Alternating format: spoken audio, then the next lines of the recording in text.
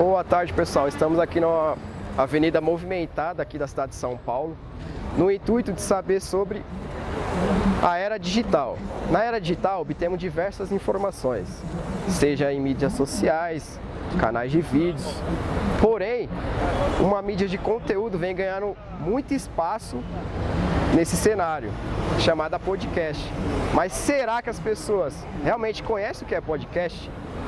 As pessoas que conhecem o podcast e já usam esse tipo de serviço, será que elas podem citar ou falar um pouco desse assunto para nós? Nós conversamos com um especialista, no caso, sobre podcast, os famosos podcasters, né? Conversamos com algum dessas pessoas e estamos aqui nessa avenida movimentada querendo saber mais sobre essa mídia que vem ganhando espaço no mundo atual aí das mídias sociais.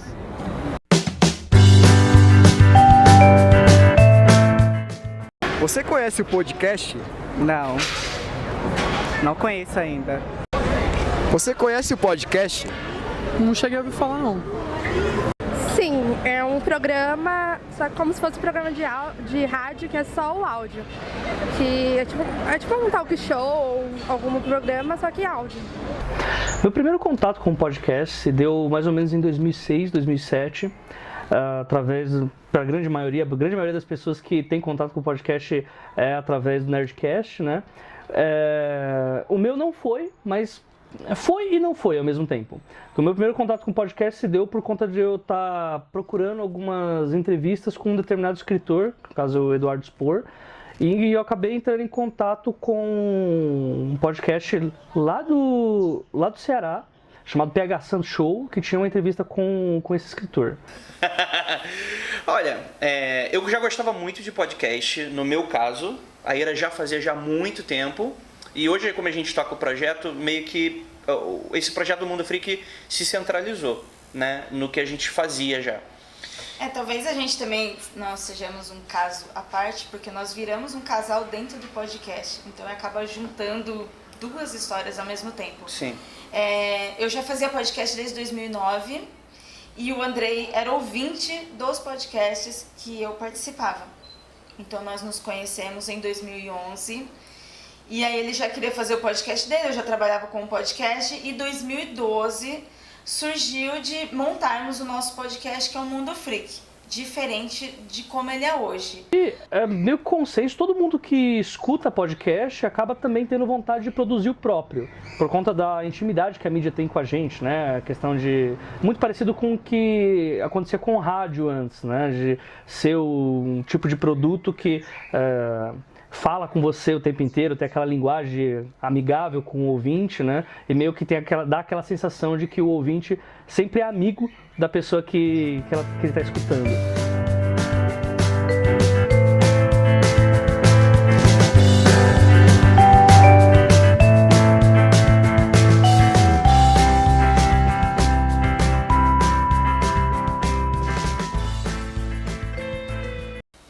Então, no caso do Mundo Freak, a gente queria fazer uma temática um pouco mais diferentona do que já estava acostumado. A gente gostava bastante de cultura pop, só que a gente decidiu fugir, né, Ira? A gente começou a falar sobre casos insólitos, mistérios, que era um tipo de assunto que a gente gostava bastante do nosso dia a dia. A gente acabou abandonando isso depois de muito tempo e a gente viu no podcast uma oportunidade de começar a voltar a falar nisso numa questão de diversão mesmo, de entretenimento. E a gente descobriu que tem um nicho bem grande na internet que sente uma falta da gente conversar sobre esse tipo de assunto, né? E aí a gente aproveita isso também para conversar um pouco sobre, enfim, sobre a visão de mundo das pessoas e por aí vai, né? O que as pessoas acreditam, o que elas não acreditam e tratar de uma forma de um embate assim, de uma maneira saudável, né? Então a gente traz visões diferentes para debater ao mesmo tempo. Com a era digital, obtemos diversas informações em tempo recorde, seja através das redes sociais e o queridinho da atualidade, os canais de vídeo. Eu particularmente acredito que são públicos bem diferentes, que se convergem até certo ponto, mas que uma coisa geralmente leva a outra. Então, por exemplo, quando a gente começa a fazer vídeos para o YouTube, né, Ira? Muitos dos ouvintes eles ficam super felizes e começam a também consumir. Então não é algo de competição, do tipo, a pessoa vai deixar de consumir um para consumir o outro, mas de complementação, porque a linguagem que a gente vai ter no podcast é uma linguagem diferente que a gente vai ter no YouTube e é mais oportunidade para pessoas e ouvintes que gostam da gente estarem ali com a gente em mais conteúdo, em mais coisa, com Pelo menos é assim como eu vejo, assim. Eu acredito que não tenha muito essa rixa, não. Eu costumo dizer que quando surgiu a TV, que todo mundo achou que ia acabar o rádio, isso não aconteceu.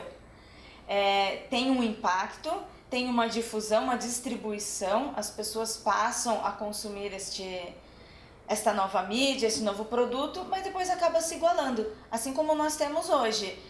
Rádio, TV, internet, e dentro da internet a gente tem várias plataformas de mídias sociais, de radiodifusão, de TV, e uma coisa acaba não impedindo a outra, são mais plataformas para que o produtor de conteúdo esteja nela. Diferença de podcast e YouTube é meio que não deveria nem haver uma comparação desse tipo, né? Porque o YouTube ele tem algumas limitações que o podcast não tem, tal como o podcast também tem limitações. Por exemplo, o podcast não tem imagem, né? É um produto só em áudio.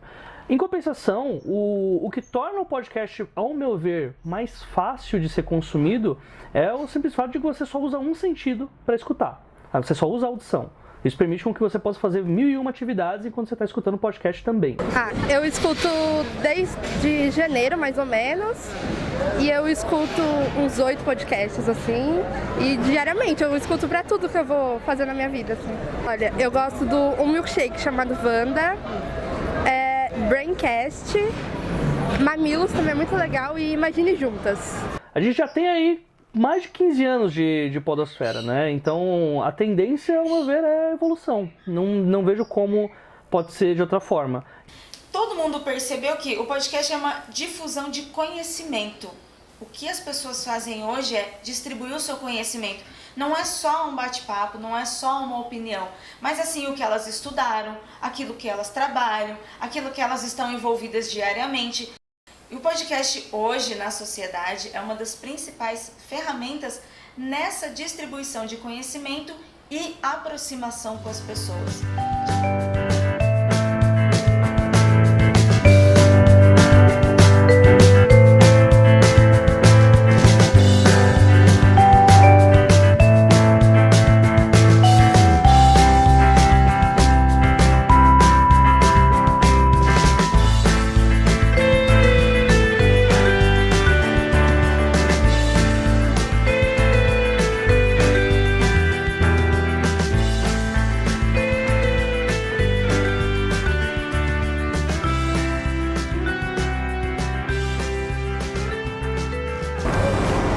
Bom, gente, é isso. Mediante ao que acabamos de ouvir agora, todos esses depoimentos, é isso.